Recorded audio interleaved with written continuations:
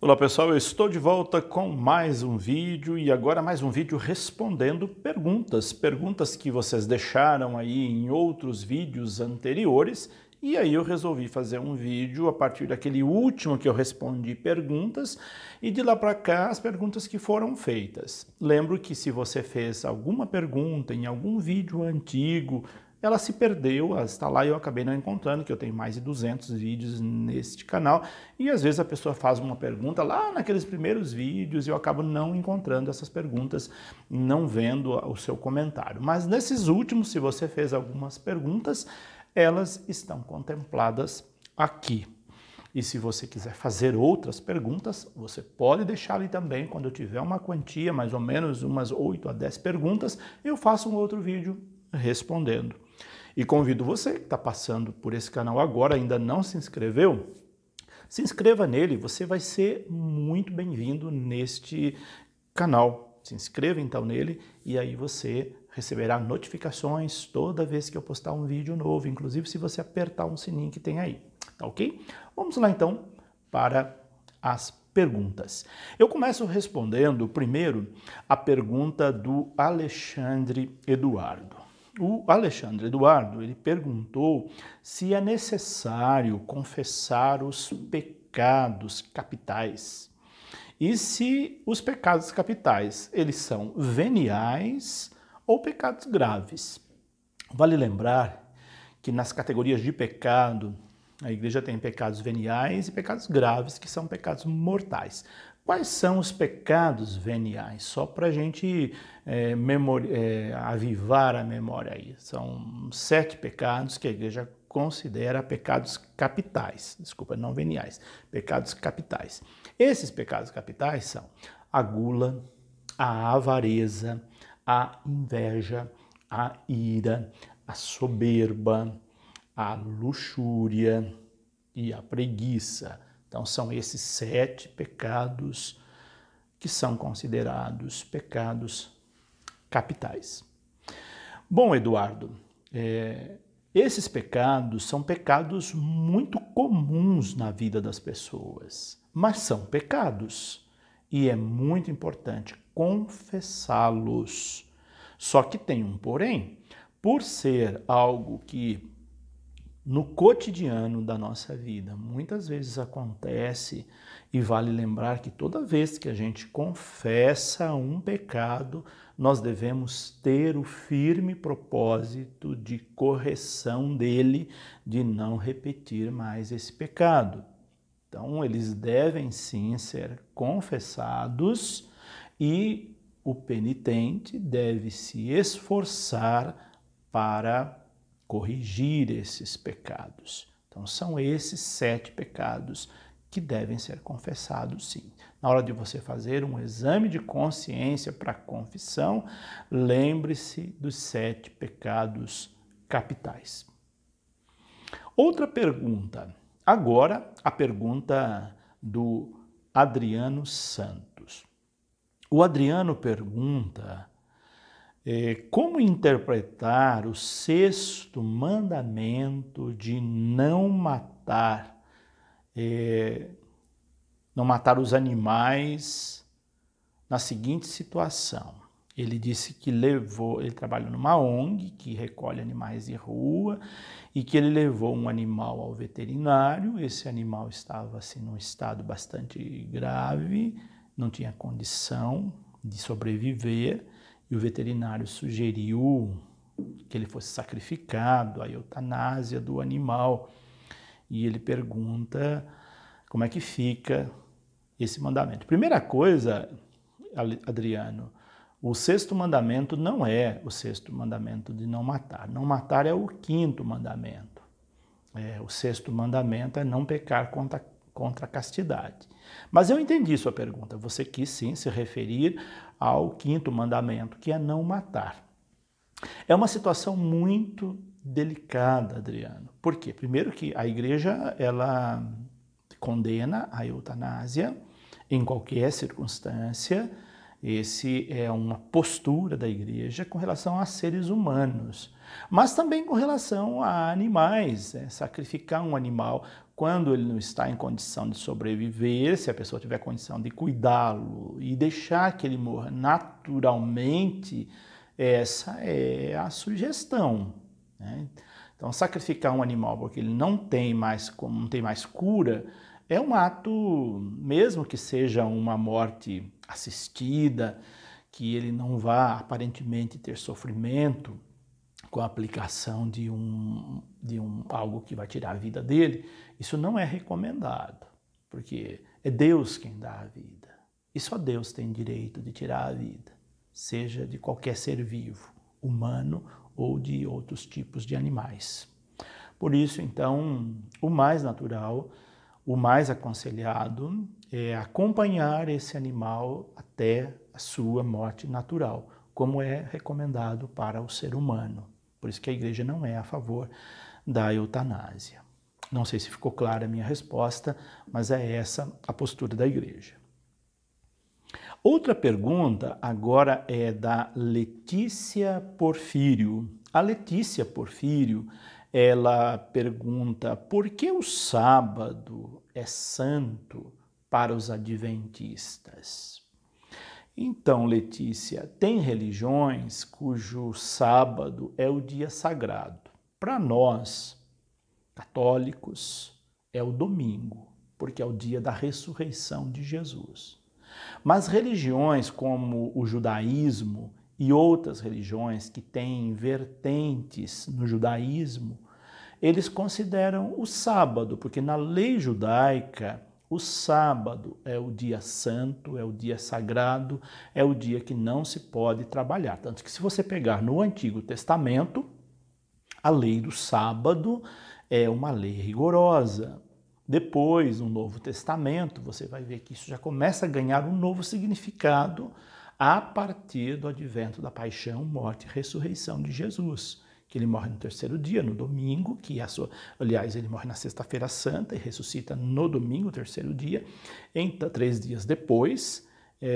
Então, o domingo para nós passou a ser um dia sagrado, o dia que nós comemoramos a Páscoa, a ressurreição do Senhor. Já para os adventistas, os sabatistas, judeus e outras denominações religiosas que têm o sábado como dia santo, então eles têm essa referência ao Antigo Testamento, à questão judaica. É nesse sentido que o sábado é santo para os adventistas. Outra pergunta, agora a do Marcelo Ramos. O Marcelo Ramos pergunta: tem algum problema cantar de costas para a assembleia? Porque ele senta no primeiro banco. Bom, não tem problema algum, Marcelo. Se a sua equipe de canto, na sua comunidade, ela se assenta no primeiro banco, obviamente você vai estar de costas, a equipe vai estar de costas para a assembleia. Não tem problema algum, pode cantar naturalmente, se é esse o local onde se posicionam as pessoas que puxam o canto, que animam o canto na comunidade. Então não tem problema algum nesse sentido, Marcelo. O Mateus Gabriel pergunta o seguinte: sempre que se fala o nome de Jesus e Maria na missa, deve-se fazer a vênia? A vênia é aquela leve inclinação. Não é sempre, Marcelo, Mateus, ou melhor, não é sempre, Mateus. Somente no momento da oração eucarística, quando cita o nome de Maria, de Nossa Senhora, é que se faz uma leve inclinação. Em outros momentos, não. O mesmo serve para Jesus. São vários os momentos que a gente cita o nome de Jesus. Não tem necessidade de fazer essa vênia, porque ele é o principal em toda a missa é em função dele, de Jesus, sacramentado. Então, a vênia se faz só naquele momento da oração eucarística, onde é citado o nome de Nossa Senhora. A Rosilene Vanzella pergunta: tem que ter 2 velas acesas durante a missa, uma em cada lado do ambão da palavra? Não há necessidade, Rosilene. Aliás, o que a liturgia pede é que se tenha uma vela ou 2 de altar. que não precisa também necessariamente ficar sobre o altar, pode ficar ao lado. Agora, na mesa da palavra, não há necessidade de ter velas acesas. Em missas solenes, na hora da proclamação do Evangelho, 2 coroinhas ficam ladeando a mesa da palavra com 2 velas acesas, enquanto o diácono ou o sacerdote proclama o Evangelho. Mas também é só em missas solenes, não precisa ser em todas as missas. Então não há necessidade de ter velas ao lado da mesa da palavra. Aqui também tem a pergunta da Edith Fanzioni. Edith pergunta: a leitura só pode ser feita num púlpito? Se não tiver, pode-se fazer fora dele? Se não tiver, Edith, obviamente se faz fora dele, por exemplo. Às vezes numa comunidade muito simples, numa comunidade rural, quando tem missa, às vezes não tem mesa da palavra. Às vezes quando a celebração é feita numa casa, por exemplo, não tem o ambão, não tem mesa da palavra, ela é feita de outro lugar. Então, se na sua comunidade não tem um púlpito, não tem a mesa da palavra, o ambão, ela pode ser feita de um outro lugar. Agora, havendo a mesa da palavra, ou ambão, ela deve ser feita ali, na mesa da palavra. O púlpito, o termo quase não é mais usado, porque o púlpito era o lugar onde se proferia as homilias antigamente. Hoje se usa mais ambão ou mesa da palavra, o local onde se proclama a palavra, as leituras. A Andréia Mesquita pergunta, não, essa já respondi, né, Andréia, a sua pergunta. Confundi aqui com a pergunta da Edith. A Andréia já respondi a pergunta dela, que ela perguntou da mesa da palavra. A Marília Freitas pergunta, antes de uma pessoa ser mestre, ela precisa fazer uma formação ou pode exercer a função de mestre sem completar a formação? Geralmente não, Marília. Todas as dioceses pedem que os mestres tenham um período de formação e só exerçam a função de mestre depois que completou o tempo de formação e depois que teve a investidura como mestre. Fora isso, não. Exceto em casos excepcionais, quando o padre convoca uma pessoa para distribuir a comunhão e ele é mestre só naquele momento, temporariamente. Aí não há problema. Mas se a pessoa é investida como mestre, ela precisa sim ter um tempo de preparação e concluir esse tempo de preparação antes de exercer a função de ministro extraordinário da distribuição da Sagrada Comunhão Eucarística. A Ângela Cunha pergunta: padres que deixaram de ser padres não poderão receber o sacramento do matrimônio? Eu falei sobre isso no outro vídeo, num vídeo já faz um tempo. O sacramento da ordem, similar ao sacramento do matrimônio, são indissolúveis, ou seja, não existe anulação desse sacramento. Então, uma vez padre, é para sempre padre. E ele não pode receber o outro sacramento, ele tem que optar antes, ou matrimônio ou ordem. Uma vez optado por um deles, aí ele precisa assumir aquele sacramento. No caso de uma pessoa viúva, ela pode, se ela desejar, um homem viúvo, se desejar, ele pode ser padre, se estudar e receber o sacramento da ordem. Agora, um padre que abandonou o ministério, ele vai continuar sendo sempre padre, porque não se anula o sacramento. Agora, se houver a dispensa de Roma, aí ele volta ao estado laical, e aí ele pode assumir, receber o sacramento do matrimônio, desde que o Papa conceda a liberação do sacramento. Mas se ele só abandonou e não teve a liberação, ele está numa situação irregular. Ele não só não pode receber o sacramento do matrimônio, como também não pode receber a comunhão, não pode batizar outra pessoa, não pode ser padrinho, ou seja, é igual àquele que abandonou o sacramento do matrimônio, que rompeu o sacramento do matrimônio, é muito parecido. Ficou clara, Ângela, a sua pergunta? E a última pergunta é a da Neuza Souza.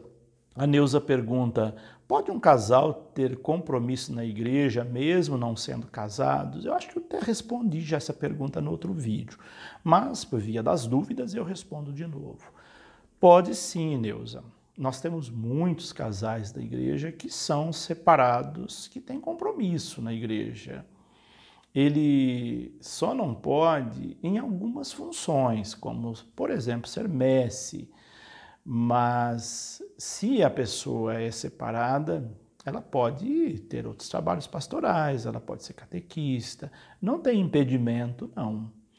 Sobretudo se ela não vive segunda união. Se ela não vive segunda união, ela pode, inclusive, receber a comunhão, ela pode ser mestre também. Agora, se ela assumir uma outra união, aí então tem algumas restrições. Mas lembrando também, como eu disse no outro vídeo, o Papa Francisco está revendo essas questões também. A exortação apostólica Amoris Laetitia já dá pistas para a inclusão de casais de segunda união ou de nova união que tem uma união estável já há bastante tempo, e então tem essa possibilidade também. Algumas coisas mudam, mas a gente não pode assim ficar julgando aleatoriamente as pessoas só porque elas foram separadas, se separaram, estão vivendo uma outra união, que ela não pode exercer nenhuma função na igreja. Isso não procede. A igreja deve acolher a todos e tratá-los todos com muito carinho.